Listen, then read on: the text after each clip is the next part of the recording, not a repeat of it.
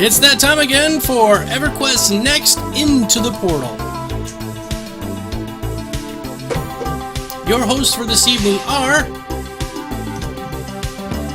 Geek Domo, Lock 6 Time, and Zaphos. Let's get to the show right about now. There we go. A little bit of technical difficulties. We'll get it sorted. All right, everybody. So thanks a lot for joining us. This is EQ Nexus Into the Portal. And we're doing a EQ Next live broadcast. Having a bit of technical difficulties with Locke tonight. His camera is sort of dead. So we're going to see his beautiful mugshot in the middle. I'm glad that the viewers can't see the tears streaming down my face. Yes, his tears of anguish. And we got myself, Locke, and Zaphos. Hey, Zaphos. Oh, Zaphos, your mic is muted. We had our mics muted so we could listen to the... My lord. There we go. Yes. How's it going, guys? There we go. In a show plagued by technical difficulties, the professionalism of three men is stretched to the limit. And now I hear Those goddamn clockwork gnomes. Got some echo going on. Check. I hear myself coming through Zaphos' speaker. Hold on a sec. Okay. Oh man, episode 1 was so smooth. It happens. This happens. Just went. Live TV, right? Yep. All right, we're good. Well, Zaphos is going to put on the headphones. Okay, cool. That is user error, legendary neurotoxin. All right, so as we get going on with our show, everybody, if you want to leave questions, please preface it with a bracket, question, end bracket, and then our chat imps will go through and pick out the good questions and give it to us later on for when we have our Q&A session at the end. All right, so what do you guys think of the Gamescom? I had really mixed reactions to begin with. Like on the first day, where we started seeing the same presentation we saw at SOE Live again, I was kind of like, I was a little bit taken aback, to be honest. I was expecting a lot of the same things, but not the same presentation. But then once we started getting into the new stuff, I was a lot happier. Mm-hmm. What do you think, Zaphos? What was your first impression of the Gamescom event? Yeah, I mean, I had the same immediate reaction. It's like, oh man, are these guys going to do this again? But at least they noted it, and they were kind of like, hey, this is stuff that we've covered, and this is stuff we haven't covered. And so they started talking about it. And once I heard a few of the tidbits coming out, I thought, okay, I can see they're going to leak this out slowly over a very long period of time. Mm-hmm. But what little bit they did leak was really cool, and I thought there were some good interviews come out of it. I thought there was some good info. If you read between the lines, there's some really cool stuff. So overall, I'm looking forward to PAX. Yeah, me too. It was a bit of a teaser, and I was planning, if you guys checked out some of my videos, I was planning on doing day-by-day coverage of talking about what was new released today, what they talk about tomorrow. So I started watching these videos in sequence, and I was just like, yes, look at this great information that came out on day 1. And then day 2, exactly the SOE Live presentation. And then I watched day 3 thinking, okay, maybe they'll be putting some new stuff out. Nothing. And I was just like, okay, really. Well, it was weird, wasn't it? We were all kind of geared up for this presentation, but then what actually happened, I think, was you got all the good information. They did the what's it called? They did the roundtable discussion video, which I thought was really great, and they kind of snuck that in just before. And then you had the video discussions with David Georgeson and Omid. I forget his surname. Oh God, I'm terrible. And those were some great insights into what they're thinking about the game as it goes on. And then other interviews like the Italian one, MMORPG Italia, I think it was. That was a cracking interview. Some really good questions. And it's nice to hear less. We can't talk about that yet, and more. This is what we're talking about. Yes, so, yeah, exactly. Stuff and things. We did get to hear a lot. It was just the way that it was delivered wasn't what we were expecting, I think. So we're going to go through tonight and talk about some of the things they did mention on the first day that they mentioned the good stuff, And so we'll go into that a little bit as we get going here. But my overall impression was they still are kind of under lock and key, and they couldn't present much more than the basics that they already mentioned. Probably because there's some sort of marketing thing going on, maybe some legal thing that they can't. And also, Georgian did say, we aren't going to talk about all of this stuff at once, because if we did, it would blow your minds and you wouldn't be able to get your head wrapped around it. And I appreciate that, because trying to get... even to understand how the tier system works, which we could talk about later, how even understand that much of it, I was like, I don't get this. And so if they had just dumped everything on us at the first go, we would blow up Reddit. Yeah, I said that today. Reddit would explode. Can you imagine? Yep. But it's good. It's the PR machine, isn't it? You know, they want to ramp it up. They want to, you know, get the groundswell going, get the early adopters on board. You know, people like us and all the wonderful people in chat at the moment. And you know, then as it starts going forward, ramping up, you know, they need things to say, like coming up to release, don't they? They need to go, wow, look at this amazing shiny thing, and everyone goes, ooh, shiny, move towards the light. and then we all sell our souls to Sony Online, which I believe is their new business model. Exactly. Like on Christmas Day, you just don't go into the room and all the presents are already open, right? It's the anticipation of opening the next one. And what's this next one going to have in it? And so, yeah, I think that's kind of what they're doing. They're giving us these little tiny bits and saying, what do you think of this? Do you like it? Do you hate it? And then, we'll throw that one away. Okay, they really hate that. Maybe. I don't know. I don't think they're really changing the game too much at this point, but maybe. Well, we're already into the Reddit cycle as well, which is brilliant. Like after SOE Live, like everyone on Reddit was just screaming and crying, and it was all like, "Sky is falling. This is going to be terrible. I can't believe we waited for so long for this nonsense." Mm-hmm. And then over the next couple of weeks, everyone kind of calmed down, and they were like, "Oh well, what, you know, no Trinity, like more MOBA themed combat. That sounds really interesting." And then Gamescom hits, and everyone's like, "Oh God, it's all falling apart. Yep. Why?" So you know. Maybe, hopefully people will have time to digest all of this new stuff by Friday, and then we can repeat the whole cycle after PAX. Yeah, I think so. I mean, I think that they're doing a pretty good job of sort of eking out the information a little bit at a time, but I want more, you know? I mean, I'm ready. My body is willing, right? I mean, how can I build a brick empire without the necessary pre-planning? And I can't plan if I don't have information, right? So I need to learn a little bit more about that. I would like some more information. I mean, I'm especially nervous, I suppose, because I'm expecting that we're going to have EverQuest Next Landmark in this year. So if we're going to have it in this year, we're about to hit September, and that doesn't leave too many months in order to really be having thousands of people descend upon an actual functional, you know, let's even call it a beta. So that's what I'm looking for from PAX, is some kind of confirmation that, hey guys, we're actually on track to get Landmark into your hands in this calendar year. Mm-hmm. Oh, so, well, you know, that's what John Smedley said at SOE Live, wasn't it? This year, it's going to be up. So I agree completely, though. They've really got to... Well, I mean, I say this, but I would imagine it would seem strange to me if they didn't start kind of ramping up the promotion and trying to get, you know, more people on board for Landmark, because that's going to be such a huge, you know, going to be such a huge thing to sell EverQuest Next to a larger audience. I think if you release a game and you say this is a sandbox MMO, you're turning a lot of people off straight away. Mm-hmm. Whereas when you release Landmark, you go, look, it's Minecraft but pretty. And you know, I can imagine a lot of people are going to be jumping on board that. You know, I'd play Landmark just for the builder. I'd definitely give it a shot. So I think they're going to have to start ramping that up soon. Absolutely. If they're going to get people on board. And frankly, I've got to find something to do other than playing Minecraft, because, you know, it's how many cows can you kill? You know, how many chickens can you cull? I mean, I was playing Minecraft tonight. I just went through a whole culling, you know. Believe it or not, cows can set off pressure plates. I discovered this the hard way when I logged into a house full of cows, okay? So, man, you know, we got to sort that right out, and I got to get something else to do. I ain't selling no bricks to nobody in Minecraft, so... you know, Player Studio for the win. I want to see that Player Studio in action, and you know, between the Player Studio, studio infrastructure, between getting Landmark out.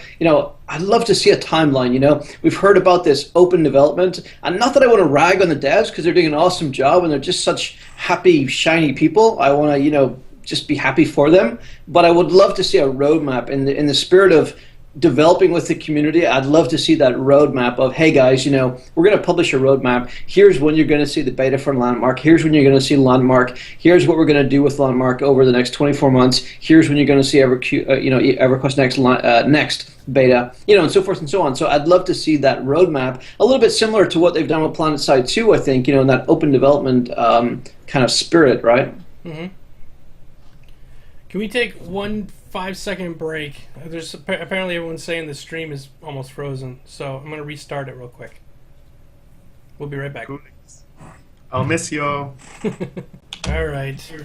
Let's try this again. I hear Zappos typing. All right. Are we good? Tell us how it looks now, folks. Is it better? Sorry about that. I didn't realize it had frozen up. It looked fine on my end, so I didn't realize. Okay, looks good. Sounds good. Great. Okay, let's get back onto the show. All right, so basically, Gamescom was a bit of a flop in some regards. I thought it was some good information, but it was given out on day one, and then we were kind of like, eh.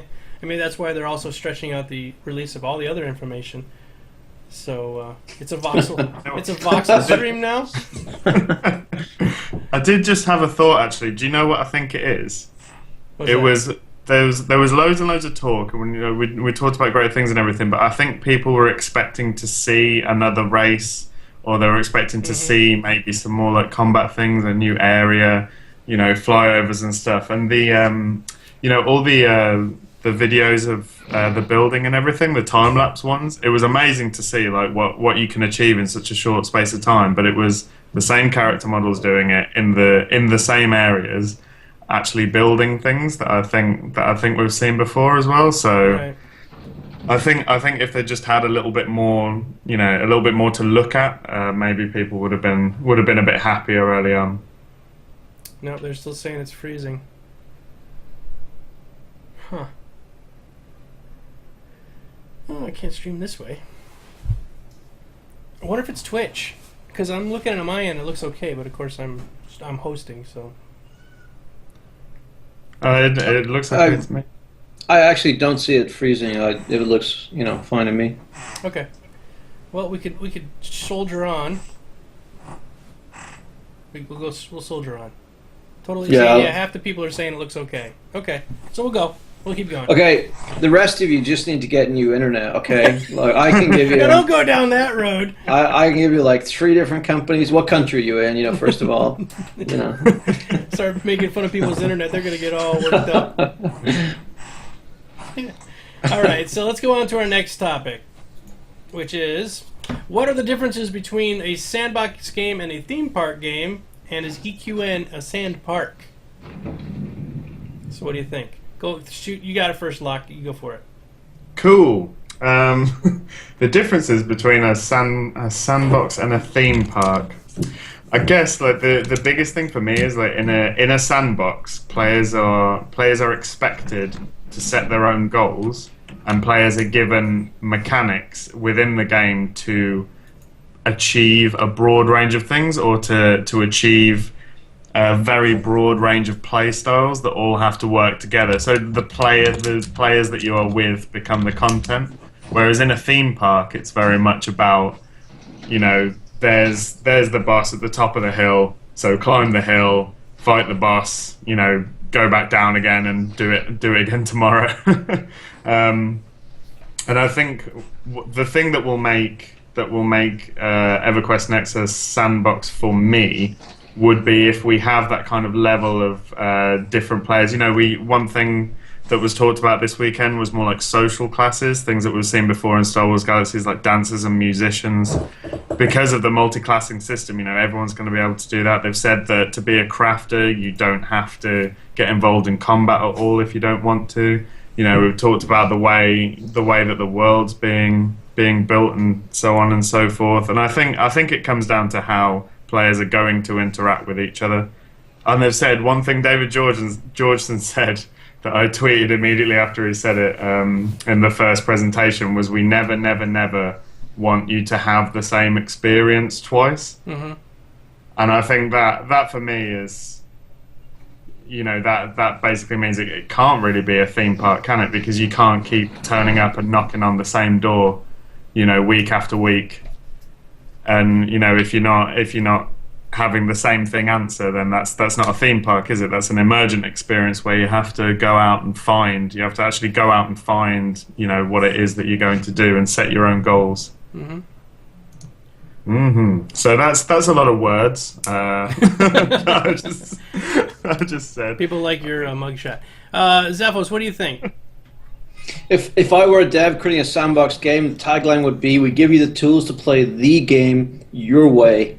That's the very simple terms of what a sandbox is. I've been playing sandbox games a very long time, going all the way back to a little bit before Ultima Online.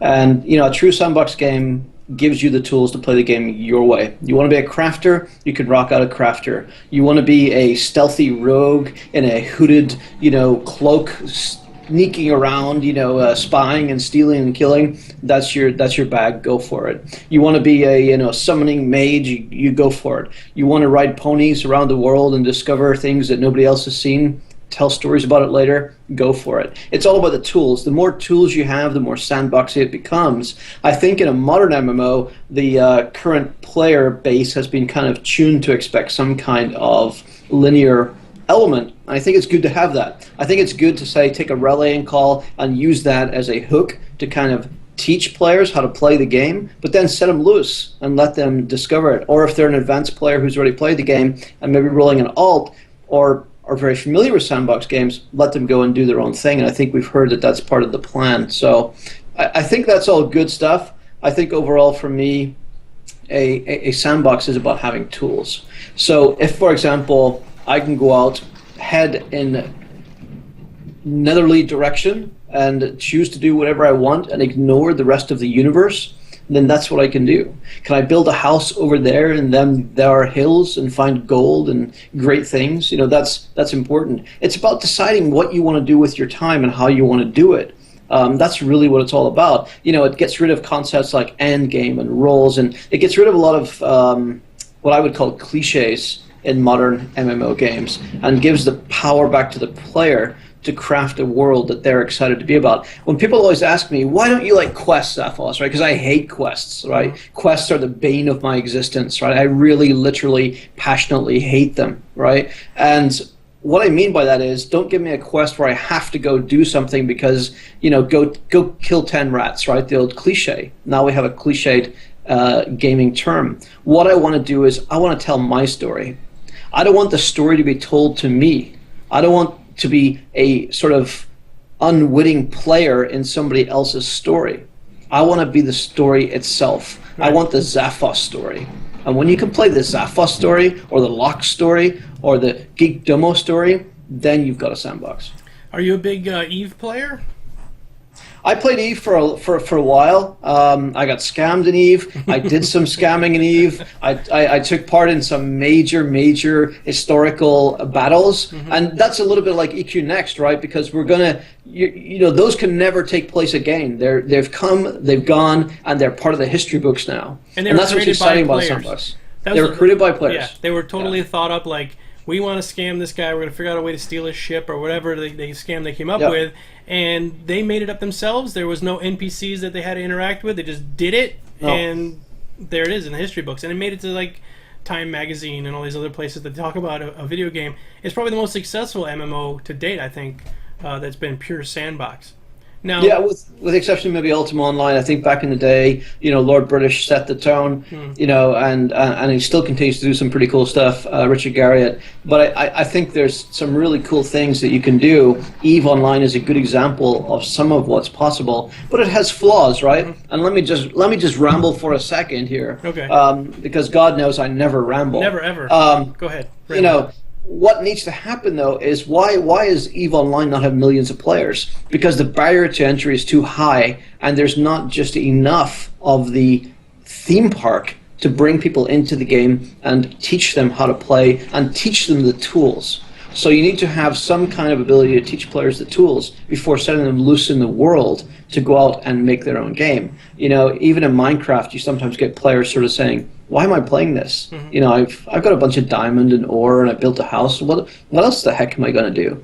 And it's teaching players what tools exist and doing that in an immersive way that makes progression sense, that makes, you know, achievement sense, that gives the players a sense of game equity. And game equity is something we haven't talked about. I won't go into it right now, but having game equity, you know, equity in your game, that's something that's really important. I just want to go back to the whole "you owe Lord British" thing just for a second. One of the most classic ever things that's happened in a video game, it's been on the top 10 list of the best things that have ever happened in video games, is the players killing Lord British on the day he comes out to announce some big part of Ultima Online. Do you remember that, Zaphos? I do. I was involved in the game at that period of time. And I do remember back in the day when the devs would take shape as dragons and all sorts of beasties and monsters and would, you know, participate in the game world. And it was amazing, you know, and when we knew Lord British might come out, you know, that was amazing. You know, just that dev interaction,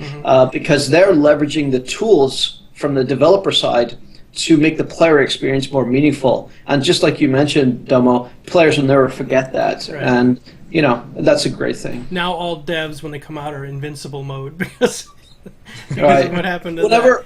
Whenever in Ultima Online, when you would submit a GM ticket, right, and you'd be standing around in the universe, in the game universe, literally this entity would, you know, appear before you with no face in this hooded cloak and look like a ghost. And they would talk to you in-game and actually solve your problem as an entity in the game.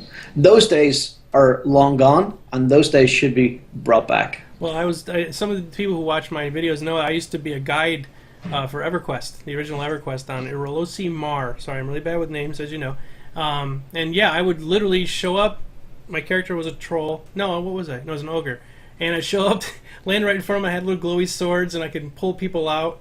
And I was completely working for free from Sony and doing the guide program. It was fun. It was a way to interact with the people. All right, so yeah. What about? I do have one more thing to say about. I wasn't going to skip off yet. I was actually going to talk about the Sand Park, which is a combination between the two. But go ahead, Locke.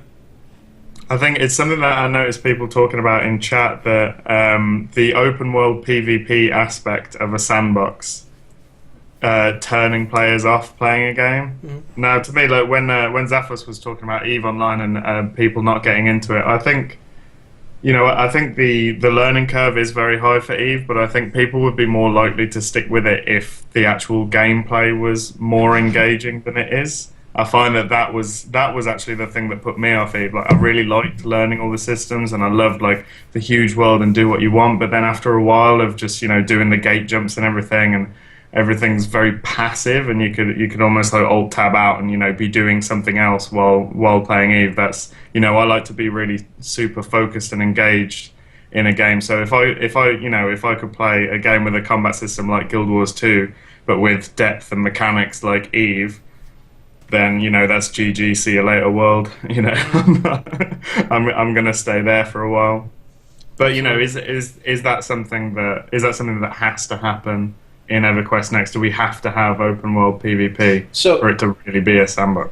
So let me talk to that, because this is something I'm pretty passionate about, right? And what I don't understand is why game developers today, like take Darkfall Unholy Wars, or take some of these other games like EVE, why they equate sandbox with complexity, brutality, hardcore, full loot PvP. I mean, there is absolutely no compelling design reason why those things have to be coupled with a sandbox environment. And that's what's missing from the game world today. That's what we have not seen. Almost no company in existence has been able to create a sandbox experience that doesn't involve very punishing, difficult to adjust to, high learning curve systems that most players don't like. It's become a hardcore system, and that's not fair. What we need to see, and what I would like to see if I were designing a game, is a game that is casually accessible, hardcore friendly, but at the same time is still a sandbox. And that's what we haven't seen to date. I think EQ Next can do it. The question is, will they?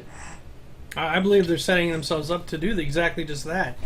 The whole system is built around the sandbox element being the main focus. So in Landmark, for example, you're just going to be able to run out, build anywhere you want, or stake a claim, and just build on it. And that's it's a game in itself. But then you're going to be able to do that in EverQuest next, but necessarily won't be able to bring those elements you made over.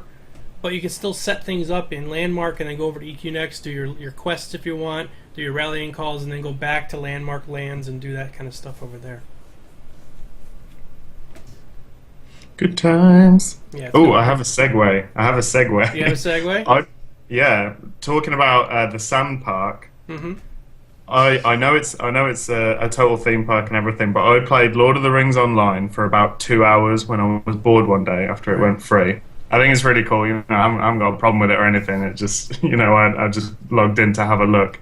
But the only thing I did in that game was I was a dwarf, like minstrel or bard or something, and all I did was hang around in the starter city with all the other new free-to-play people coming in, and I wanted people to confuse me with an NPC that was there to like help guide them in the game. Right. So I just went around like as if talking to people as if I was an NPC, and that kind of, I mean, it's role play really, but I think it was, that was some of the most fun I've had in an MMO, like just existing within this town and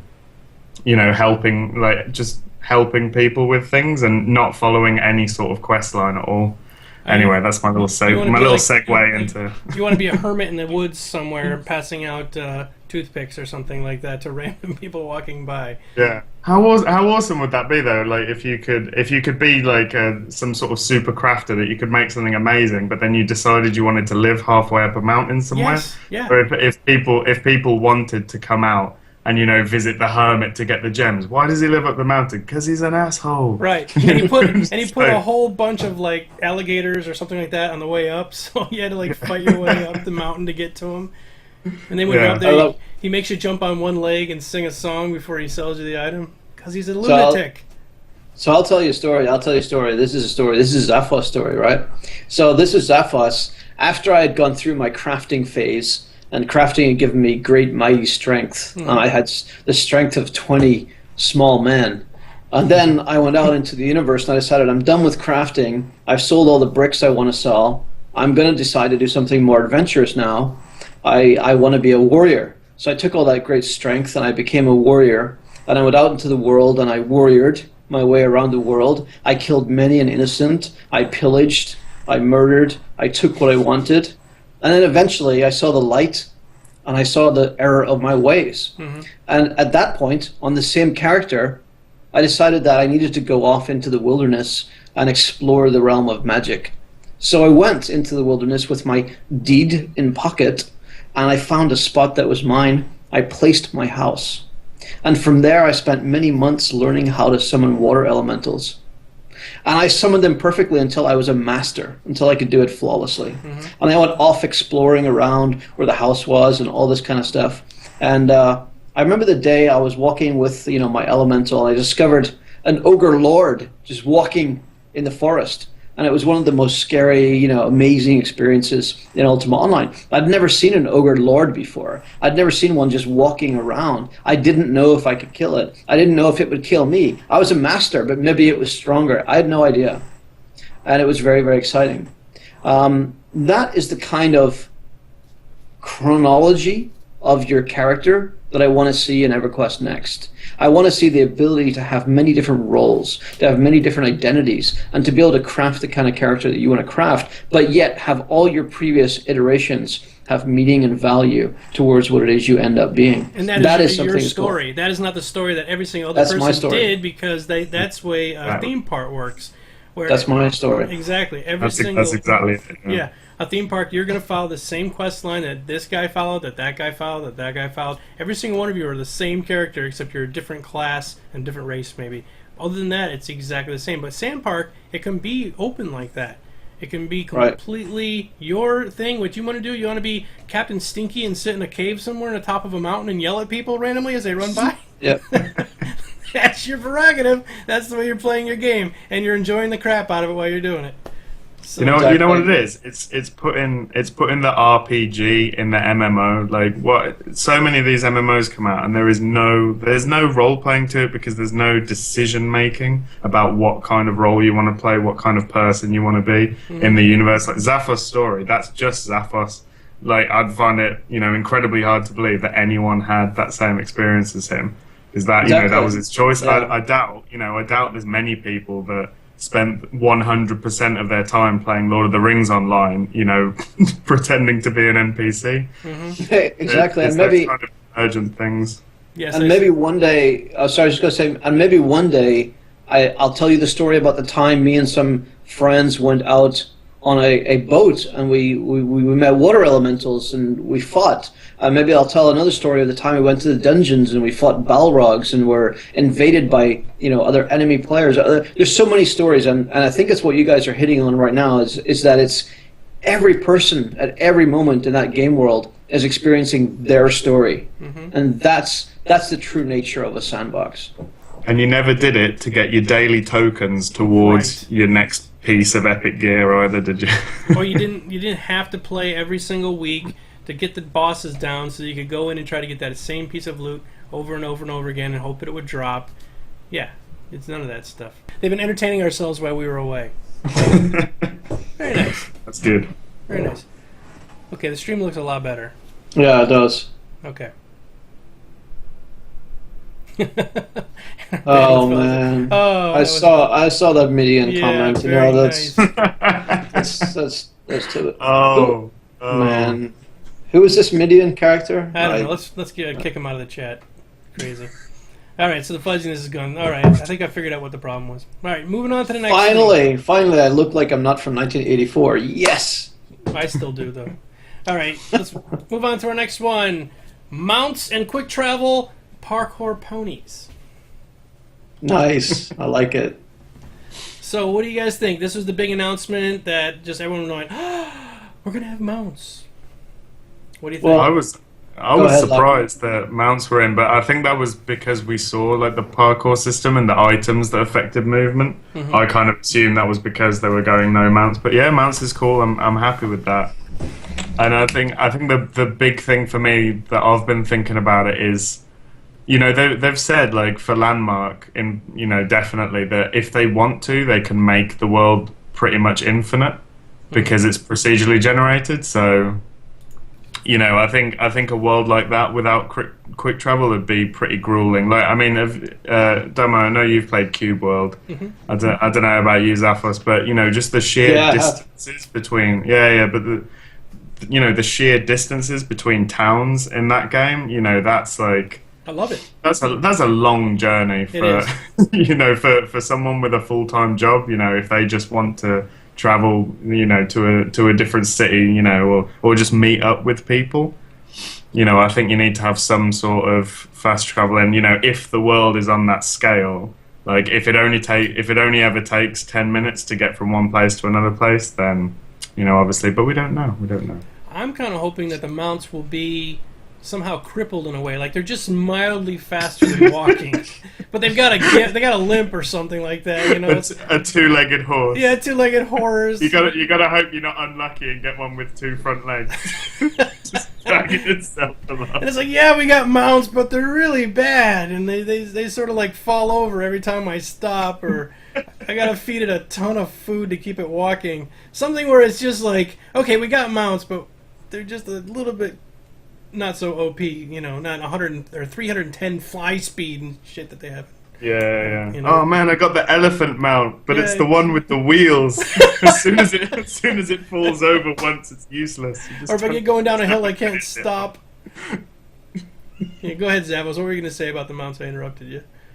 Okay, so we got to come back to Sandpark and the ability to appeal to casual players, plus the ability to respect the time of players. Over the last 20 years of gaming, players' time has become much more important, much more something to be respected by developers. And I think that's really, really important, especially for an audience that EverQuest has. And I think that if you think back to EQ1, for those that played EQ1 or other games that are similar, where you camped a monster for 7 freaking days. I remember setting up alarms and having stuff going off. I mean, I camped some hardcore stuff for my Monk Epic in EQ1. And I mean, I camped some stuff with other buddies for Druid Epics. I've been through the ringer on EQ1 camping mobs, and that's just not something that the average person can do. They just can't do it. And sometimes that's okay. But in the case of travel, you've got to bridge that gap between what was okay 10 years ago, 12 years ago, 20 years ago, what's not okay now. It's just not okay now to expect people to run everywhere. They just won't tolerate it. And in a game that's procedurally generated, where you can have essentially an infinite map, you're looking at a different paradigm. It's a completely different paradigm. It's a paradigm that says, hey, you might think it was fun to run that way for the first 20 minutes, but an hour in, you're hating life, And so, I mean, I think at that point, the days of running 20 minutes to find Crushbone and then getting to Crushbone and waiting 20 minutes to get a slot in a group, those days have got to go. People don't have the patience for that anymore. Yeah, and if you want to appeal to more than 250,000 people, you're going to have to get rid of that. And the way to get rid of that and still maintain the sandbox is to make sure that you have things that aren't game breaking. Things like flying mounts that bypass everything, 320% run speed or whatever. Those things are probably a little bit excessive, but having a mount that helps you get to where you want to go to find Mithril, that's probably something that's useful. There's a number of ways it could be made more functional. Maybe you ride it there and you load it up with stuff and you got to walk it back. I don't know. But I mean, I don't think mounts is going to break the sandbox. I think it's a good way to bridge the gap between people who have been used to theme parks and people who've been used to the likes of EQ1 or Ultima Online, where certain things took days. It goes back to my comment previously that just because the sandbox doesn't mean that you have to craft the horse's shoes and then fit them to the horse at a blacksmith and then go farm wheat and make it into hay or whatever and bring the hay in your satchel that only has 4 spaces. You don't have to be in pain in order to have a sandbox, and it's part of that. Yeah, the other day, just for fun, I went back and played EverQuest 1, and I was like, okay, I'm going to do a little bit of nostalgia here, and I streamed it, and I was in, what was it, Neriak, trying to get out. And I couldn't get the heck out of Neriak, and I was like, I used to know this by the back of my hand. And then finally I got out, and I just ended up killing a guard so it would send me outside. And then I finally got out, and I was like, oh, screw this. So afterwards, after I did my stream, some people who watched this, they said I failed really badly. 30 minutes trying to get out of Neriak. And then so I can't believe I missed it. Yeah, I got off the stream, I'm like, I don't want to do this in front of people because I'm so embarrassed that I used to know this game. I was a guide, for God's sake. And I went over and I started a new troll character. And I decided I wanted to run from the troll starting area to Freeport. And about 45 minutes in, I was like, okay, why the heck am I doing this? This is so terrible. I died, and I would die again, and then I would which way am I supposed to go? And I like, maybe I get the zone wall on my left, or I got to get it on my right. I couldn't remember where the doors were, the holes in the wall, all that stuff. Yeah, so I totally agree with you. It's nostalgia that we look back on and go, oh, this was fun. This was like the adventure of running from here to there. And then, but actually, when you get in, you do it now, comparing it to being on World of Warcraft, where you have 310 speed flying mounts. Running for an hour and 45 minutes to die repeatedly, lose all your gear and all that other crap is just not fun anymore, I don't think. No. You know what I'd really like to see with mounts? I'd like to see mount skills, and I'd like to, in the same way that they're doing classes where there's always strengths and weaknesses, I'd like to see a nice variety of mounts. So you have you can have a racing horse, which is really fast over short distances or something, and but then you can have a pig mount that's not even much quicker than running, but it can smell out truffles, and you get to ride a pig. So I want a truffle pig. So no joke. I just got to tell you. I think something like that. Mount skills and making it a variety and Exactly. creating even more opportunity cost when it comes to mounts. It's not just if you sit on something with 4 legs or whatever. If you're sitting on something, you move this much faster. It's if you choose to ride this particular thing, you get these bonuses and these debuffs or whatever as well. It started out that way in World of Warcraft, though, and then the first mounts that they had there weren't so bad. They were only mildly faster, and they cost a ton of money, 100 gold. to get one. Yeah. And then you went to Zolgrub and you had to do the quest to get the carrot on a stick, which gave you like 2% more running speed, Yeah. And that was like a big deal. And I hope that EverQuest kind of sticks with that. Like if they're going to start out that way, don't in the 2 or 3 years time give us these incredibly fast travel methods. Yeah, go Warcraft on it, like the end of an Oprah show where it's like, you get a mount and you get a mount, and you get a flying car. Congratulations! Yeah, no, I think so. You earned it. So, like, I think for me, like, when I think back to Ultima Online again, I'm going to reference this a lot. It's one of the greatest Sandbox games. I remember when I was first starting out my career as a miner, and I was going to mine ore so that I could go into town and, peddle my wares at the blacksmith shop. And I remember hiding in, brush and mines and darkness to avoid the PKers, player killers. And, but I remember when I made my way back to town, my great companion was a donkey, because a pack donkey could carry all this ore that I couldn't carry. Right. And it became something that was really valuable. It was actually something really important in the game. It was incredibly valuable because, that was all part of the player-driven economy, was the ability to bring all that stuff back to town and peddle it after, smelting it and all that good stuff, right? And what I'd like to see EverQuest Next do is sort of facilitate that kind of player economy where you have mounts or other devices that give you the ability to carry maybe things you couldn't ordinarily carry, like pack mounts and things like that. So I really like that idea. I like Locke's idea a lot of having different types of mounts that do different things. Mm-hmm. I think that's cool. There probably should be some kind of general mount, and I agree that it shouldn't go crazy fast. I agree that it should have some kind of price tag associated with it. There should be some balance in that whole thing. But, I think it makes sense a lot. I really like the idea. I think it's going to be fine. As for the parkour stuff, right, how does this fit with the fact that we can have Zephyr boots that fly a little bit and we jump really far? I think there should be tiers of development. I don't think a new player in EQ Next should be able to just jump on a mount. I think that's something that should be earned, and by the sounds of things, the game is setting itself up that way. I think as you get to the higher tiers of the game, you should be able to earn a mount and earn different kinds of mounts. But at the start, I think you should really leverage your racial abilities, and I would love to see some racial abilities that are specifically like a Karen can run faster. Maybe that could be cool. There's pros and cons to that. I'm not opposed to having everybody have equal run speed, but parkour ponies, I don't think we're going to see too much of that. But again, if you played Cube World and you've tried to run across the world, as Locke said, from town to town, which I have, you're going to be goddamn thankful you're riding a turtle. Yeah, exactly. Just to clarify, some people were saying in chat, what's parkour? Parkour is where people, you'll see them on the street, they jump from building to building, and in this game you'll be able to do that too. You're going to be able to jump from canyon cliff to canyon cliff without falling and dying. And that was one of the questions somebody actually put into one of my question mailbags was, are we going to take falling damage? It looks like you can jump really far and you can fall pretty far, and I didn't see anybody like automatically just dying from jumping. Who knows? Yeah, I mean, I was playing. Go ahead, Locke. So I wanted to make a point about earning the mounts, and it's something I've been thinking more and more about Sandbox games. And it's a real Eve thing that you have these, and as well as like dropping new players in rallying calls, you have these kind of, you have these like little centers of population. It's like the white hot, loads and loads of players. It's all really safe. Player killing is heavily discouraged, and laws matter. And then you go further and further out from that. And you go from that kind of white hot center of civilization out into the darkness beyond, and you go further and further away. So it's the people that are going to be seeking out the greatest challenges that are going to be traveling the furthest distance in the first place. Mm-hmm.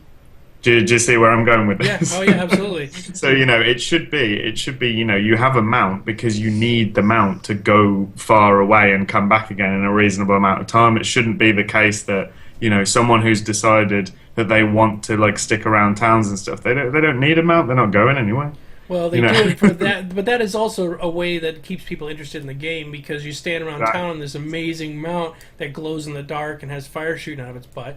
You're like, wow, where'd you get that thing? So bad. And then it's either you earned it really, or you paid for it on the store at Blizzard.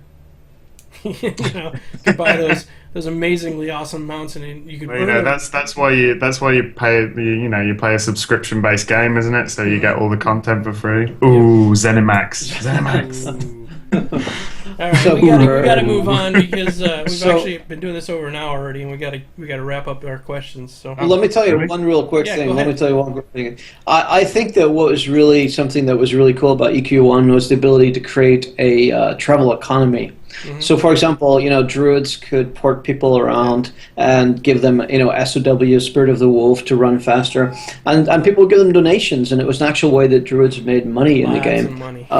And it was a great thing, the ability to port players. Now, I know from what we've seen so far, it looks like we're going to have these, Nexus rings, in EverQuest Next to easily jump. I think I heard the devs say you're going to be able to jump from place to place. They did. I have mixed feelings about that. I think in a procedural world that makes a lot of sense. But maybe there's some way they can integrate some kind of player economy into these skills. I think that in a sandbox game, you've always got to look for ways to integrate the player economy into every kind of convenience, farmable item, buildable project, anything like that. You've always got to find a way to build it into the player economy, and travel is one of those areas. Here's how you do it. I figured out how you do it.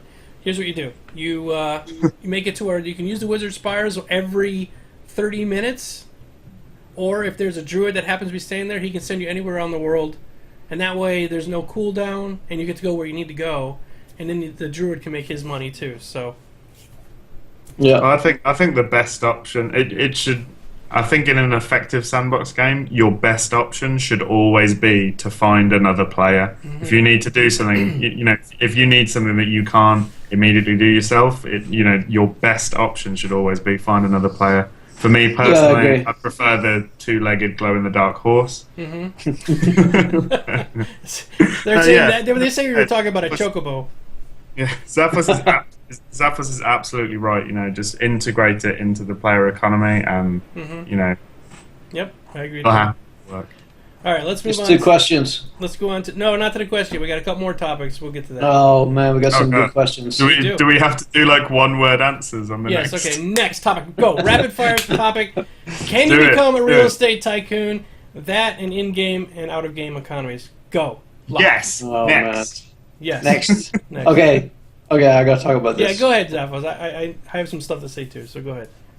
Bricks, man. Right? Oh, yeah, right. Bricks, right? So I have a thing about bricks, right? you know that Clockwork Mining Core, Zaphos's, homies, the posse are gonna have this whole mossy thing is just, bricks, right? It's just advertising, marketing stuff. I know. We're gonna have mossy bricks. We're gonna have battered old bricks. We're gonna have stone bricks. We're gonna have your modern bricks. You know what I mean? We're gonna have clay bricks. Hell, all at low, crazy prices. And low, crazy prices, right? Little arm-waving things. Man, the jelly bean bricks are coming. We're gonna have the bricks, okay? So the point is, how do we make money off the bricks? And that's where you guys come in, okay? On the Player Studio, you can buy those brick templates, and those bricks are going to build your castles, man. And they're going to be the best damn castles you've ever made, okay? So what I'm talking about is, if devs, are got to give us an economy where we can build bricks, we can sell bricks, and make money from bricks. And that's what I'm talking about. All right, what I was actually Governor in chats just said, let me guess, want to buy a brick mount? Yeah, want to buy a brick mount. Sold. Solid brick mount. So it's a wall that travels. Yeah. Let's see. I think I've got a partner that's going to expand into nails. Oh, and I'll do the planks. I'm Crazy Joe sitting up in the mountain somewhere selling planks. You just wait. I'm going to corner the mortar market and just pull the whole thing out from underneath you. And hay. I got all the hay for making the bricks. What I was talking about is they were talking at the at Gamescom that you'll be able to claim a spot of land, build a house on it, and sell it on the Player Studio market as real estate. Like, oh, I've got this great beachside house here overlooking a cliff, and there's some lovely fire elementals that live on the beach, and I'm selling it all for just a measly 2 million platinum. But that's it, isn't it? It's like it's not just about selling the house; it's about selling the land that it comes on. Yep. So there could eventually be in Landmark, especially early on, if it's all just kind of like horrible wasteland. If you go in there and just mold the terrain into something, a lot more palatable for players. I reckon you could turn some money doing that, just making places look a lot cooler, ready to build on rather than just being kind of blank canvases. Imagine the cut that Sony's going to be able to take from somebody selling. We're just talking about EVE Online. Didn't somebody just destroy an $80,000 ship? Like it cost $80,000 real dollars. They took it out. Yeah, it was a lot. Yeah, it's like because of the Plex system goes back to real money. I think they worked out it'd cost like $8,000 or something. But it's the time investment as well. Like all those skills that you got to train and you got to do in the right order. You really have to commit to something like that, and then have it taken away from you is exactly. If nothing else, that's compelling gameplay. It is. I used to play. I've spent a fair amount of cash in EVE Online, and I've built player stations. I've day traded. I've built back when they were first come out. T3 ships back when that was cool. And I've done a lot of stuff there, and it was really interesting to play the market, to make a bunch of virtual money that was real dollar value, to lose some of that, to make it back again, to see that player economy. And those houses you're talking about on the beach, they take bricks, by the way. Yeah. But I think that sand bricks. Sand bricks, it's a different kind of brick. It's different from your jelly bean brick or your mossy brick, right? But I think that basically creating an economy that, let me just put it this way. EVE Online employs a PhD economist to manage their economy. I wouldn't doubt it. Right? So, no, I absolutely, 100% guarantee that, they do, right? This is a published fact. And what's really interesting is that guy and the team behind it have created a system that is almost as advanced as actual like NASDAQ trading. I mean, it's very, very complex. I think it's more complex than it needs to be. I think it's part of the barrier to entry. It's too high. I think you need something a little more player friendly, without going down the disaster that was Diablo 3's real money auction house. Because that's putting a complex system into a non-complex game, which is a recipe for disaster. But I think if you have a medium complexity game that has the ability to create a player-driven economy, having all those types of things is really, really cool. EVE Online has had some crazy stories. 50 grand lost here, 8 grand lost there. You get some guy that spends $400 on plexes, which are like an in-game, currency, and then gets blown out of the sky the second he leaves the hangar. That's the guy's hurting, right? And you have guild funds that are lost. So for me, I think you should be able to become a real estate tycoon. You should be able to sell those great spots, and I think that net, what's this all mean? Yes, specific areas of the game world should have actual value. Yep, I think so too. All right, we're going to skip on to our next topic so we can get on to the question and answer stuff. So that was pretty good. All right, our next topic. What can EQNext developers do to prevent this game from dying due to MMOED syndrome? How many hours do we have left? ED meaning early death, not the other ED that you're thinking of. I was wondering. I was going to ask. I just wanted to be clear on that one point. All right, Locke, what do you think? Oh, God. I touched on it last week when I was talking about why I think World of Warcraft isn't as compelling as it was when it started. And I think I've talked about it, like I've hinted at it a little bit today as well, talking about the white hot center and then the vast, the great dark beyond. And I think it comes down to aspiration. It comes down to, they're always being something else over that next hill, something that, that top 1%, like back in what raid was it in Warcraft that only the top 1%, of players actually ever managed to do. Lich King? And that, you know, no, this is going all the way back to vanilla, I think. But Molten Core. but it's that, and you know, I mean, that's like a lot of people said that was like a huge waste of development costs and everything. But I think the fact that only that tiny percentage of players managed to do it, I think probably generated a lot more revenue and kept a lot more people around. And the whole, like, you know, Radiant Saga through Burning Crusade, when it was really like, you know, you'd go and you'd look every day to see, has it gone down, and it, you know, they just didn't.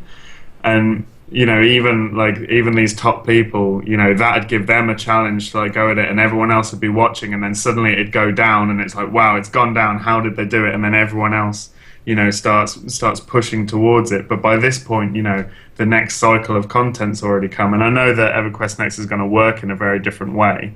You know, they don't want you to be repeating content, but I think as long as there's always something for that, you know, for that big sort of middle group of players, you know, they need to look up to the real kind of hardcore players and go, wow, if only I had 8 hours a day to play this game, maybe I could do that too. If I practice really hard, you know, maybe I could be up there somewhere. And then, you know, that's that big middle group of players that aren't, you know, they're not the complete noobs, but they're not the super hardcore.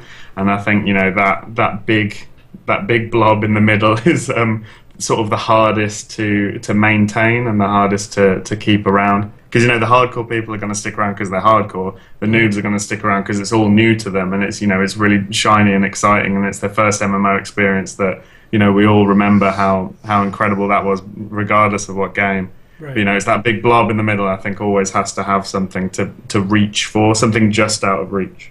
What I was referring to with the early death syndrome, and you did touch on it, I just wanted to clarify because some people in the chat were asking about it. An MMO comes out, we'll use Star Wars The Old Republic as an example, okay?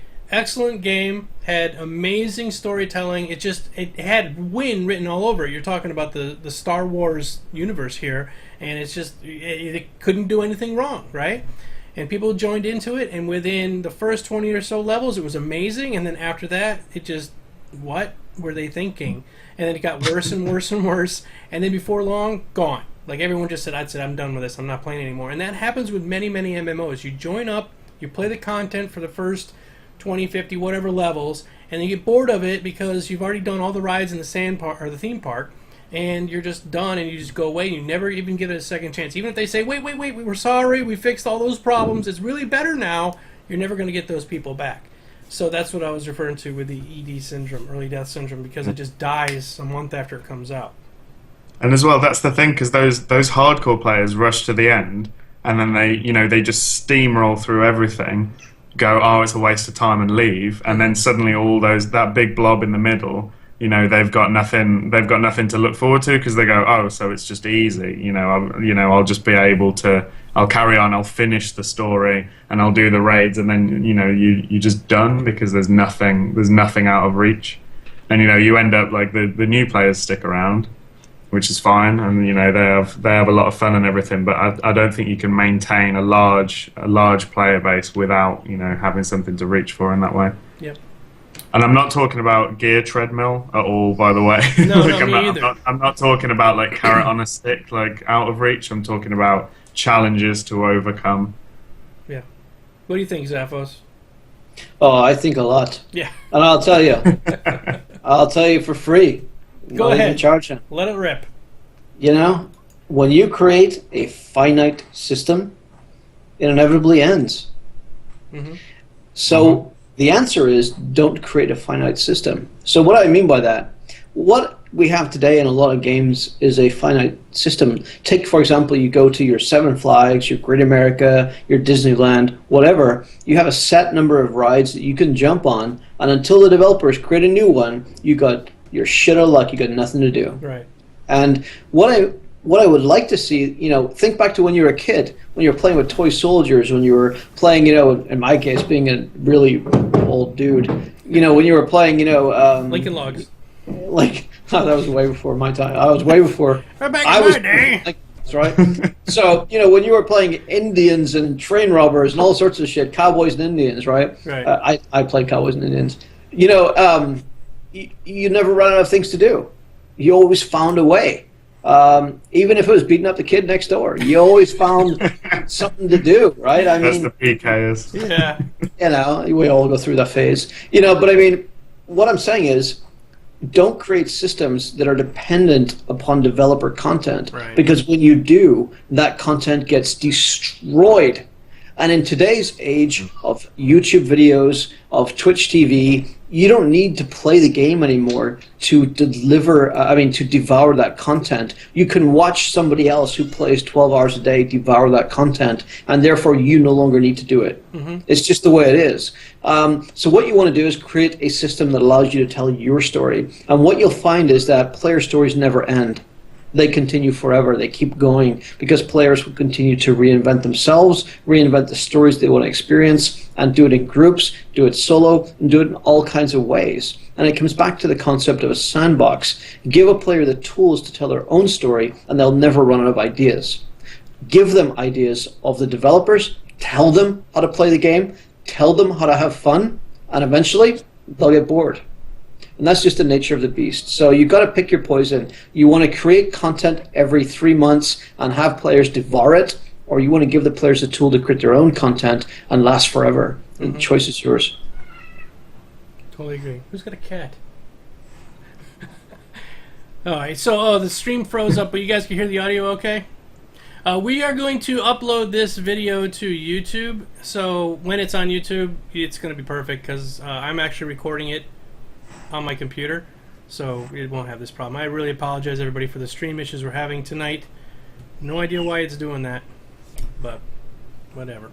All right, so I wore my special T-shirt and everything. Yeah, Locke's got a great T-shirt tonight, and you can't see it.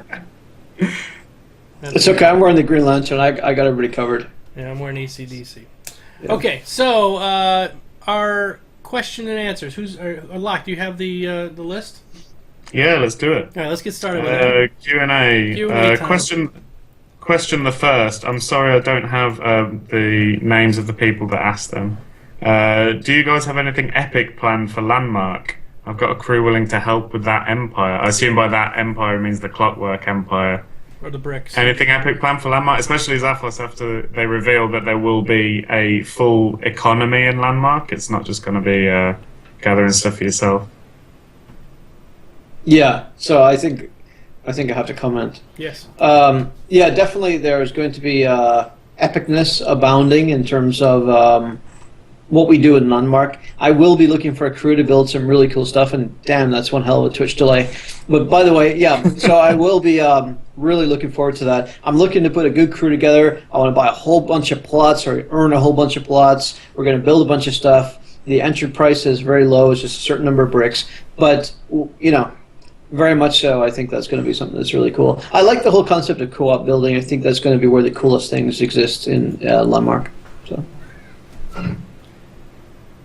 All right. I think, Domo, what do you reckon? Are you going to go for anything big? I know that you're planning on doing some machinima stuff. Yeah, I'm definitely going to do machinima. I'm going to build my own little movie set, and I'm going to record a newscast there with my Frog Lock character. Awesome. It's going to be fun. If we have Frog Locks. We don't know if we have Frog Locks yet. But I'm going to... I guess so. Some kind of... So I was going to say you'd probably need extras and other people to come and play characters and things. Definitely. We'll get when that time gets close. We'll definitely do it because I'm going to have a ball doing that. And then of course I'm going to be Captain Stinky up in the hills selling really rare items that I find. I'm going to be in a cave with a beard, just sitting there half naked all day long. It's nice. Sounds like my work day. Yes. Awesome. Should we go next question? Yep. Let's see. Oh, this is interesting. What classes, other than the Paladin Shadow Knight, do you think might go down separate paths? For example, if I become a Necromancer, what other classes might be locked out for me? Now, if I may, I think this question is probably phrased incorrectly. I think the whole idea of being locked out of being a Paladin is not because you're a Shadow Knight, it's because of choices that you've made. So perhaps if you make certain choices, you could become a Shadow Knight or a Necromancer, but because of those choices, you couldn't be a Paladin or a Priest or a Monk, maybe, depending on what classes there are. Domo, any thoughts? Do you agree? Well, I'm just wondering, is your player reputation through Storybricks? You know, some people might be watching now, don't know what we're talking about, but Storybricks is going to kind of keep a running tab on what your character's been doing the entire time you've been playing. So you interact with a certain NPC one way, and the next day you come back after you've murdered a family of little dwarf babies, and you come back, they're not going to be so friendly with you anymore, right? So that's kind of... So if that happens, then you go to the paladin trainer. I want to be a paladin. You just killed a bunch of dwarf babies. You cannot be a paladin. But we have this really friendly guy over here who's a Shadow Knight guy, and he would be happy to take you. I think what they're asking is, can you be both? Can you turn on the paladin character and then somehow switch over to the Shadow Knight character and be both on the same exact character with this multi-class? And they sort of insinuated that you can, but is that the way it's going to really go down? I don't know. How do you think players would react to having classes taken away from them if they didn't behave properly? Right, that first kind of comes in. You've gone one way and then the other. What do you think about having a class taken away from you? I think it's great. I think it should be the way it is, right? I mean, we should have some kind of alignment system from traditional D&D. There's a good reason why it was there, because it allowed players to define who they are. It was part of telling their story. I'm chaotic neutral, so sometimes I'll mess your shit up, and other times I'll help you save the maiden, right? You know, it's I'm lawful good. I will never deviate from the rules. I'm chaotic, evil, whatever the hell it was. I will basically destroy the world, right? I mean, I think that allowing players to identify themselves in specific roles is critical to a player being able to tell their story. Giving players the tools to be bad, giving players the tools to be good, and everything in between is critical. And with that should come consequence, because consequence gives meaning and impact to those decisions, because a lot of players will intentionally want to be bad asses, right? They'll want to help the orcs or whatever. And the more that that's possible within the game, the more that players will be able to define their own story. And the more that those interactions between players will become really, really important. If you have a player that's done everything by the book, they saved the maiden, they killed the orcs, they repelled the invaders, they built the city, they wrote the book, they were the iconic hero. What happens when they meet with the player that was the original badass that didn't give a crap about anybody but himself and killed whoever got in his way? Those roles should be able to mix and have consequence and have interaction that is appropriate for their own story. And so I think from that point of view, I hope there's major consequences to it. I think that classes should be locked out. I don't think that you should be able to play a paladin, for example, if you've spent the first 20 days of your gameplay killing dwarf babies, right? I mean, I'm just saying, right? I mean, right. And I think that the dev said there was something called the Row Song or something like that. This book, the Row Song, right? Mm-hmm. And I think that that's a great way to chronicle your story. So it plays into the whole sandbox element of you're telling your story, and this becomes your book, and you can flick through the pages of your history. And I think that should be a changeable marker. You go from good to neutral to bad to really bad to you're going to burn in hell, back to being neutral. I think of the movie Solomon Kane. I don't know if any of you guys ever saw that movie. It's a really cool movie from the creators of Conan. And Solomon Kane goes through these, iterations of being a killer, a pirate, a hero, a killer, and being able to tell that story, I think, and have consequences attached to it is really important. I want to be like I was in Ultima Online. Started out a miner, went to a player killer warrior, changed to a mage. I want to be able to say I did a lot of bad things in my life, and so I'm bad. I'm a necromancer, or I'm a evil cleric, or whatever. And now I've done a lot of good things in my life, and I have the chance to earn the right to be a paladin. But those things should be mutually exclusive. Yeah, I was reading the chat, and everyone pretty much agrees that Dave Grolson or Georgeson said that it's going to be you're going to have consequences. So you can't be a paladin and a Shadow Knight at the same time, but you can redeem yourself if you decide that I don't want to kill dwarf babies anymore. I'm going to move on and go help the nuns out of the church. Then right. You can go back to being. You can do a paladin. All right. What's the next one there, Locke? We should keep moving. Next one says there has been a lot of speculation about respawn of raid-type bosses, or if you kill them once, is that particular boss gone forever, much like Waking the Sleeper in EQ1? Any thoughts? Do we want to see large raid type bosses respawning, or just down once and then gone forever? That's the whole theme park thing. You know, if it's a theme park, then it's going to be there every single time. Every single week you go in, you kill the same guy over again. I think there should be some repeatable things, but I would love it if they just had, you know, some crazy guy show up and you kill him once and he's gone. But he was really hard to kill. What do you think, Zaphos? Well, you know, I've had a lot of experience with this, and I don't like it when bosses respawn because it breaks immersion.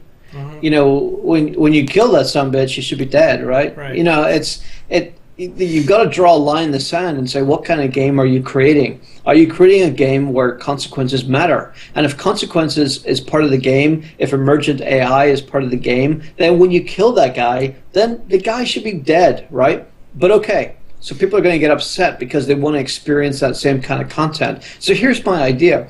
You know, let's say you kill the Orc King. I had this debate in Twitter recently. You want to kill the Orc King. Okay, you kill the Orc King. The Orc King was a warrior. He had a sword, he had a shield, he was a badass, he was hard to take down, he dropped a certain kind of loot, and, you know, because he was a warrior, he handled his troops in a certain kind of way. And so the orcs in that region behaved in a certain kind of way under his leadership. Mm-hmm. And maybe this is way out of line in terms of the capable AI, but let's just assume for a second. Okay. Now let's assume you kill that Orc King. You go into Crushbone, maybe he's there, you take him down.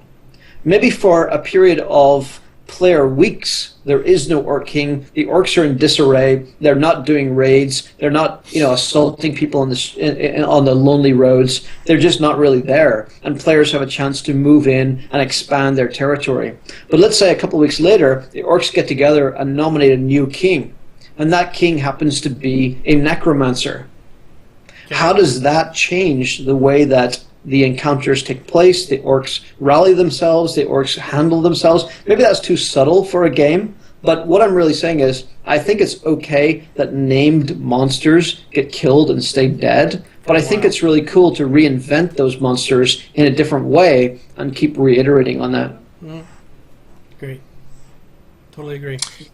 What do you think, Darryl? Yeah, that sounds great. I will go back to the quote from David Georgeson, who said, you know, we don't want you to ever repeat the same content again. Mm-hmm. So, and I know that in the underground areas and stuff, where I assume a lot of the most dangerous things are happening, I know that, you know, caverns are going to be collapsing and opening up again. But, you know, they never want you to see the same thing again after you've seen it once. So I think we won't see like respawns. It won't be like he's dead and then 10 minutes later they pop back up for the next lot. But I do think Zaphos is probably on the right track, thinking about, you know, after a certain amount of time. Like, remember, like with the AI and everything, maybe if the players push forward and push the orcs out of an area, maybe if the orcs take enough ground back again, that's the point where, you know, they nominate a new king because he's the warlord that's allowed them to like drive it back. So maybe it's a product of the AI that the orcs are a large enough force and well organized enough to warrant having this like big bad raid boss. Mm-hmm. You know, and then, you know, that adds into, you know, going out into the frontier, like always pushing against, like seeing what's out there, you know, going into these incredibly hostile areas and trying to tame them, and, you know, not having enough players to cover all areas, and there always being these areas that are very, very hostile, and maybe that's how the content sort of moves around the world. And that's just a thought. I mean, I have no idea if that's how it's going to work. If I could just chime in, because I see a little bit of thing going on in chat. So I think there should be tiers of monsters, tiers of enemies. You got your regular just Joe Blow orc who gets killed, nobody gives a shit, or nobody cares. You know, it doesn't matter. It's just an orc. It's orc number 1, 2, 3, 4.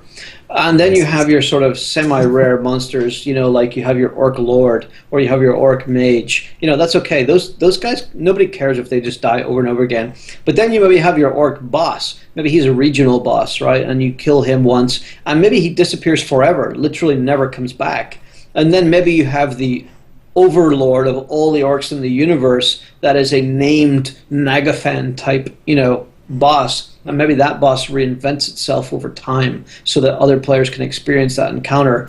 I would love if every boss in the universe died and stayed dead forever, But I think in a modern MMO, we have to accommodate players who want to experience that, but at the same time perpetuate the story element, perpetuate the sandbox element. So I think you've got to reach some kind of a compromise where reinventing a major monster is okay, but killing off other ones is the norm.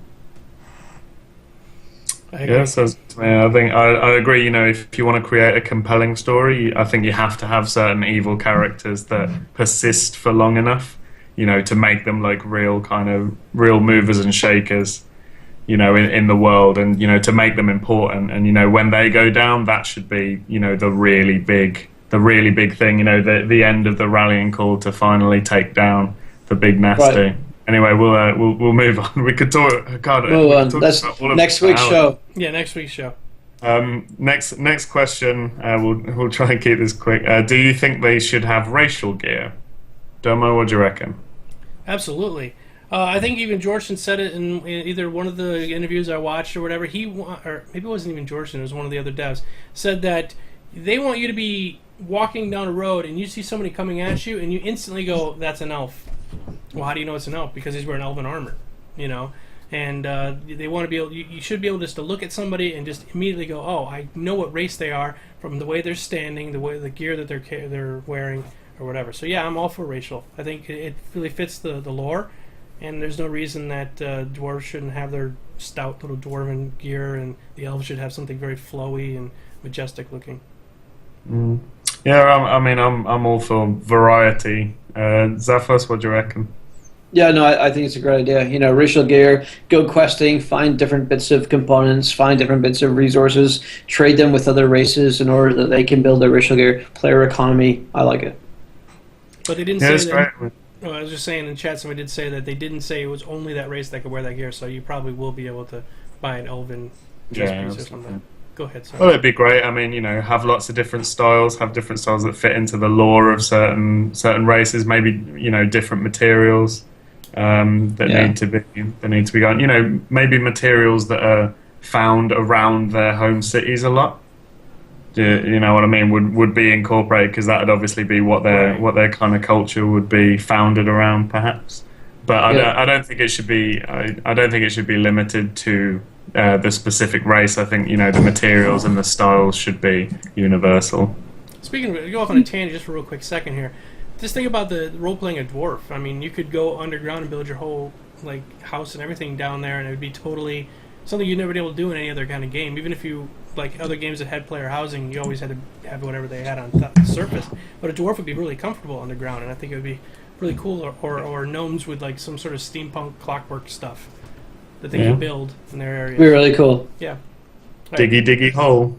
I mean, that's what I'm planning on for Landmark. Me and a couple of buddies are making a dwarven steakhouse. Nice. And the idea is, you know, on top it's kind of, you know, it's built into the rock, and it's a little bit, you know, like a metal version of the Shire. You know what I mean? Just the kind of doorway, and it looks very sort of very humble outside with empty barrels and everything.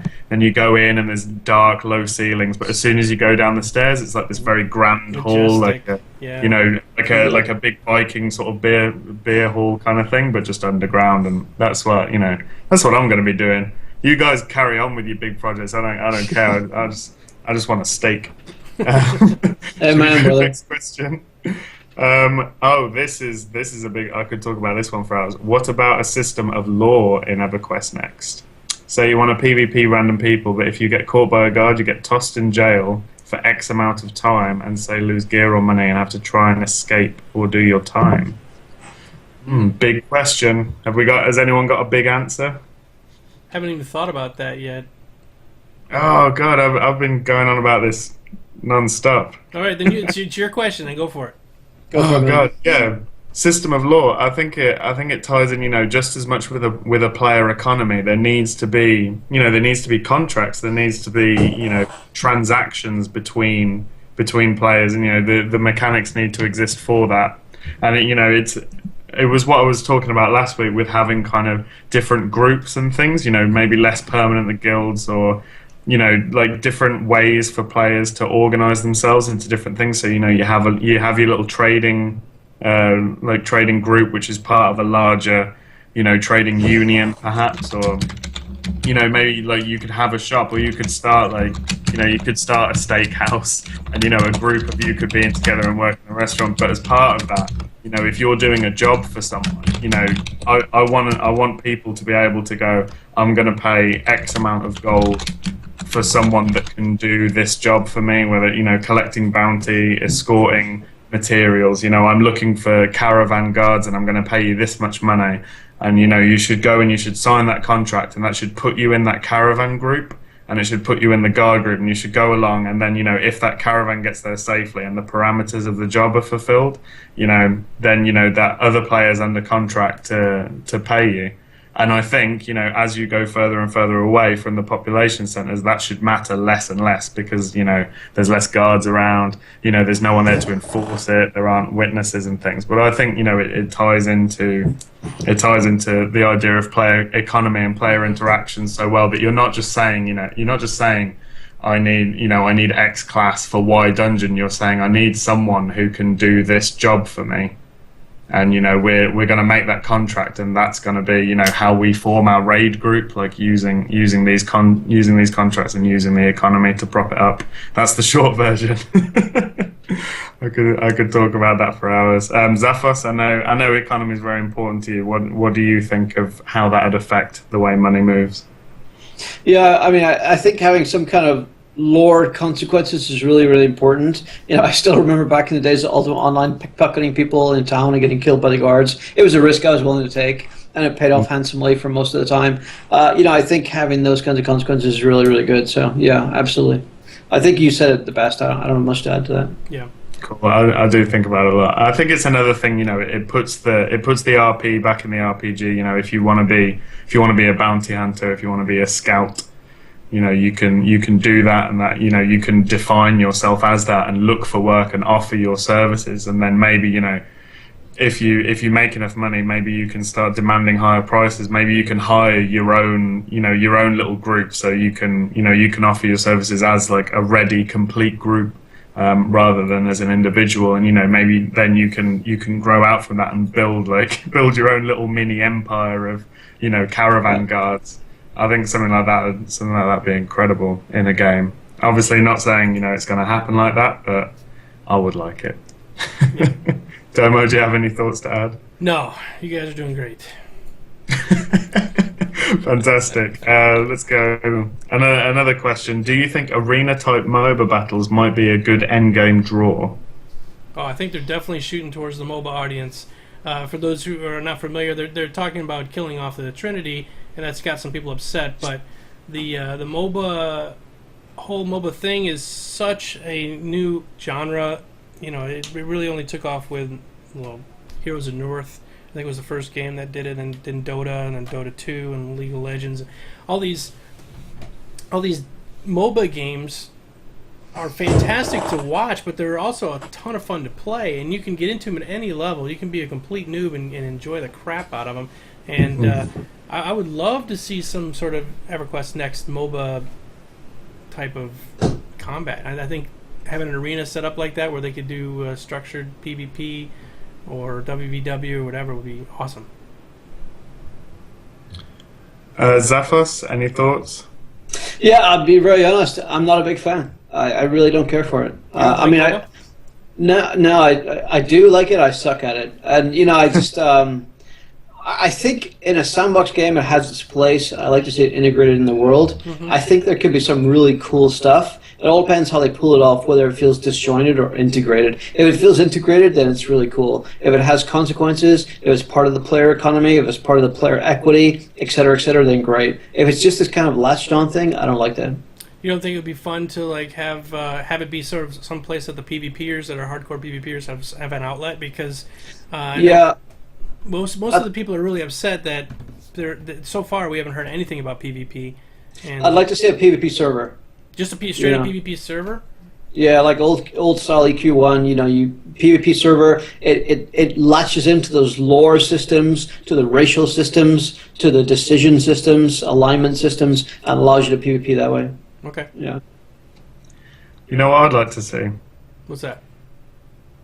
I'm glad you asked. I would like to see gladiatorial arenas built in EverQuest Landmark and then built in lawless areas of the world of EverQuest Next that then people can go to watch the matches live and bet on them You're thinking and like sell their wares to the competitors, and have crafters sending people out on the slides. So certain like ex gladiator uses crafter wise armor Yeah. in every in every match, and like you have you can have all sorts of different rule sets because it's all made in Landmark, and it doesn't have to be balanced, and it doesn't have to be fair, and it can be silly, and there can be stupid traps that are just an absolute ball ache to play on, but it should be incredibly fun to watch. And I think as well as that, you could have like just straight up one versus one, or the way that the game is set up, have have that kind of in MOBAs where they do like the single lane. Yeah. And you just have that single lane, like 5-on-5, like build like the best 5-on-5 team you possibly can. And remember, that's 40 classes, 2 weapon sets per class. You've got 4 skills that are totally customizable with all your gear and everything. The amount, I mean, of course there'll be flavor of the month compositions, but there will always be a counter. Yes. To say that. So I think that's something that Landmark could be incredibly useful for. And if nothing else, let's just play it in Landmark. If it can't make it into the main game, We'll just do I'm it sure anyway. someone will do it in Landmark. I'd love that. How many more do we have left? I've got no more that have been sent to me. Okay. I know people have been chucking them out in the chat. I haven't had a chance to take any notes. Are you guys good to carry on for more questions? We can. I was thinking of wrapping it up pretty soon because last week we went a little long. Everyone was saying that they loved the episode, but it was too long. So Yeah, I gotta take a real quick AFK if we're gonna go longer, but okay. Yeah, you want to take a couple-minute break, and we'll see if a couple more questions come in? Yep, take a couple-minute break, and we'll check back for any last-minute questions and wrap it up from there. Sounds good. Okay, go ahead and write your questions, everybody. Just put your questions in the brackets, and we'll be back in a couple minutes, all right? Hang loose. Doodles. Okay.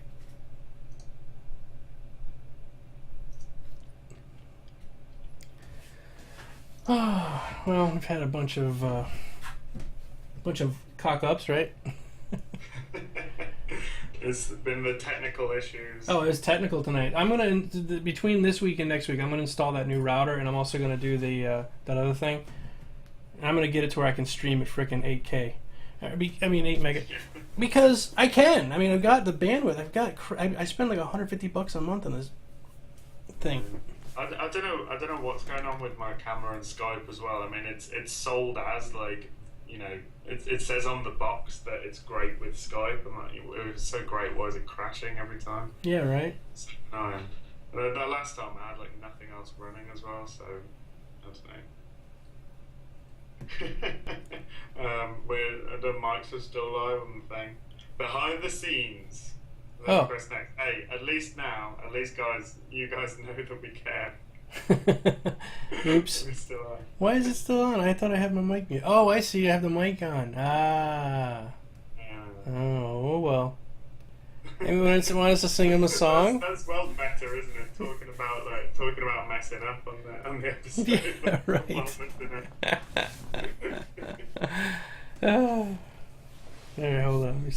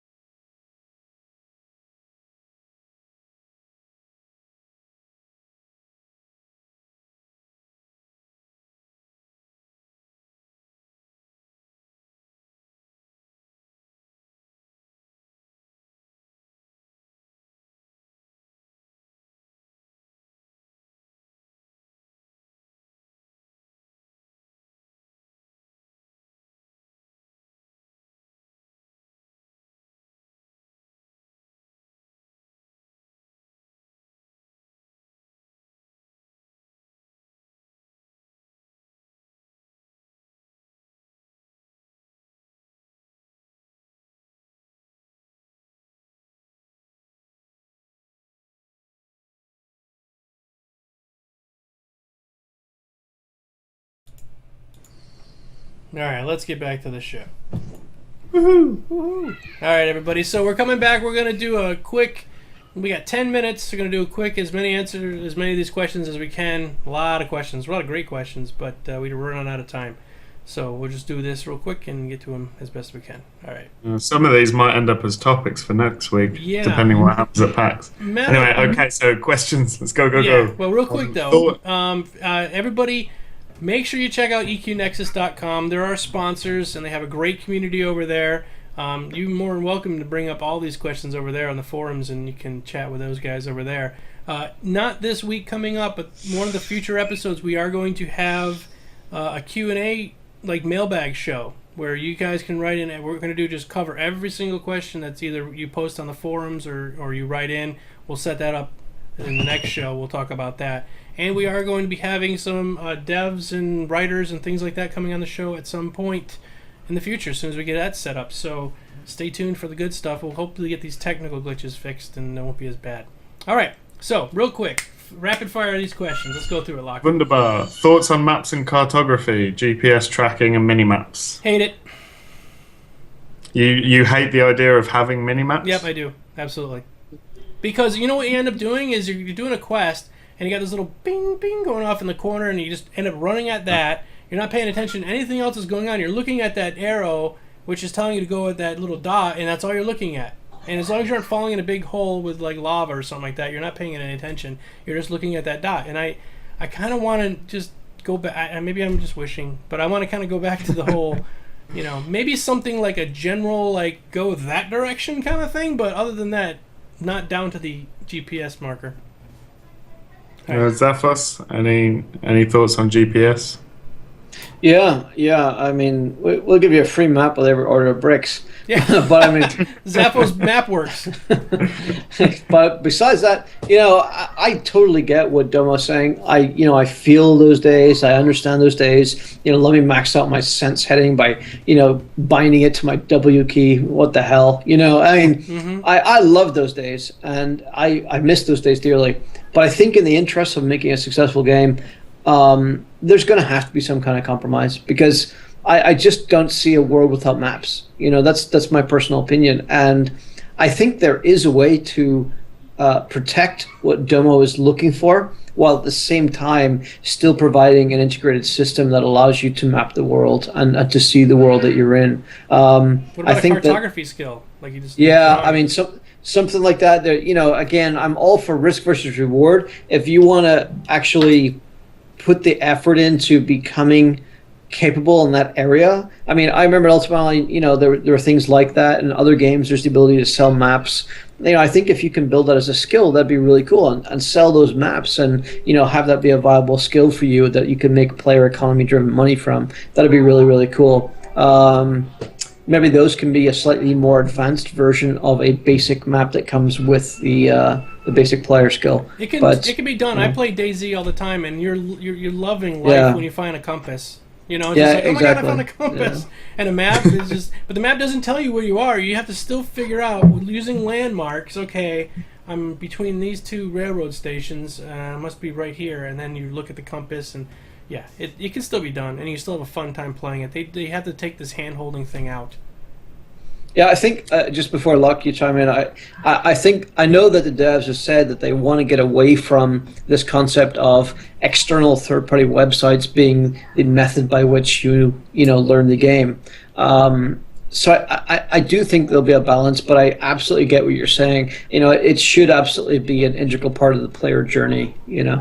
So. All right, what do you got, Locke? Well, I know that. They have touched on maps, and they said they've had to come up with a new sort of system. So I'm looking forward to seeing about that. As far as GPS tracking goes, personally, I absolutely hate it. I think it has no place in MMOs whatsoever. And as far as mini maps, I know that they're very passionate about getting people to look at the game rather than the UI.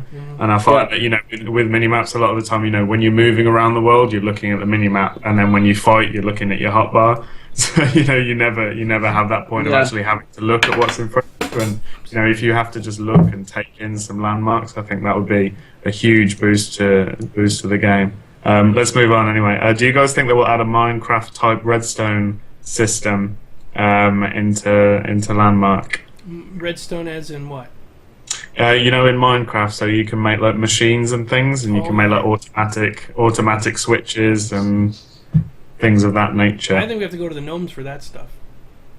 Yeah, I mean, I'll just chime in. Yeah, absolutely. I think there absolutely should be. You know, Redstone is one of the greatest, most innovative systems in Minecraft because it allows for almost unparalleled player intelligence and player contribution. You can build a working computer. I mean, you literally can do that. So, I mean, I think there probably will be some limitations, but at the same time, you know, gnomes are highly inventive. Dwarves are not too shabby either. You know, they have some of their own rudimentary systems. I think being able to build traps and being able to build, you know, automated systems is a really good idea. I don't expect it, nor do I think it should be in the initial game. I think it should be something that is uncovered. It could even be something that is uncovered potentially by rallying calls on a server-by-server basis.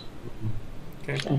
That'd be cool. I think it has to be in, doesn't it? Really, in Landmark, they can't release a game that can be so easily compared to Minecraft without, you know, having that same level of functionality attached to it. At least, you know, long term. Yeah. So we move on. Yeah, I got one more question. We're actually out of time, so we'll do one more. Okay, I will do the next one in the order that I got them. Thank you so much, everyone, for all the great questions. There's some really good stuff. We have an incredibly loaded question here. What are your thoughts about SOE using indie software devs like Storybricks and the unproven voxel engine only developed by a single man? Someone's got a problem with Voxel Farm, obviously. Well, there's one single man I want to bring up. He does something nearby here. His name was Tesla. And by himself, he created all the power that we're using tonight in this room. So, a single man, I don't care. I think somebody who's a genius is a genius, and it works, and it doesn't matter that one person developed it or 1,000 people developed it. If it works, it works. And Storybricks has a team, but the Voxel or the Voxel Farm. Why do I keep calling it a jungle? I don't know. But the Voxel Farm is amazing. It just really is. So go ahead, there's Zappos. What do you think? Indie developers. Yeah, I'm all for indie developers. I mean, I think when you're developing an open game, quote unquote, a sandbox game, a game that is also going to have community involvement. I mean, screw you guys. I'm going to be making the best bricks. I'm going to be making the best buildings from the best bricks, and those buildings are going to be in EQ Next. I mean, it's inevitable, right? So I'm just one guy, but look at me. I'm a genius, right? So I mean, I think there's guys out there that can do this kind of thing. You know, the guy that created Cube World was one guy, and then he involved his wife to do a little art direction, and they created a game that was phenomenal. It was so popular it crashed all of their servers for weeks on end when the game was available to the public. And I think, why did it crash all the servers? Why was Cube World so popular? Because it's a voxel-based, procedurally driven, you know, you tell your story type of RPG. And when you take that to the level of a AAA title like EQ Next, combined with Minecraft elements, combined with great and amazing, you know, cutting-edge developers that Storybricks has, you know, people who are really taking the concept of artificial intelligence in gaming to a whole new level. That can be used not only in games but in business, and in, you know, it potentially could be used in, you know, medicine, all sorts of things. I think gamification is something that's really huge in the world today, and so I mean, I think there's a huge open landscape there, and I think that it's the small indie developers that are focusing on these niches that allows something like Sony to bring all those niches together to create a huge vision, and that's what's really exciting. All right, I think we have to stop. I know everyone's saying one more question, but I think we have to stop because it's already, we did a 2-hour show, including all of the cock-ups there in the beginning. So I do appreciate everybody for coming out tonight, and really great questions and some really great comments. You guys are what make this show really work, and we will be back next week. Same bat time, same bat channel. Hopefully I'll have my stuff figured out here. And we'll get Locke's camera working. And yeah. I'll have a word with it. Yeah, we're going to see about having a guest next week, too. So we're going to work on that. And we'll let you know what it is. Just keep an eye on the Twitter. Make sure everybody follows this Twitch stream, because we may be doing some streams through the week. Who knows? But follow the show. follow the stream, and sub it up. And then also go over to eqnexus.com is where you're going to be able to continue the conversation over there on the great forums and the great community that they have over in that spot. And Awesome, if you want to guys. ask any of us like a specific question, you can hit us up on Twitter. We're all really active as well, and I like talking to people. I know the guys do. We try to get the best stuff out we can with 140 characters. So there's our Twitter addresses right below our name. It's been there the whole show. We will also have this show available as a audio only podcast, because that has been something everybody's been requesting because they like to listen to it while they're jogging. I don't know. I can't believe that people who play MMOs actually exercise, but you know. But yeah, so we're going to make sure that we have this as available for audio only too, and the links for that will be on the EQ Nexus website. All right. Awesome, guys. Thanks. Thanks a lot, everybody. Good night. Great show. Cheers. Thanks, fellas. Bye. See you soon. Cheers. Bye-bye.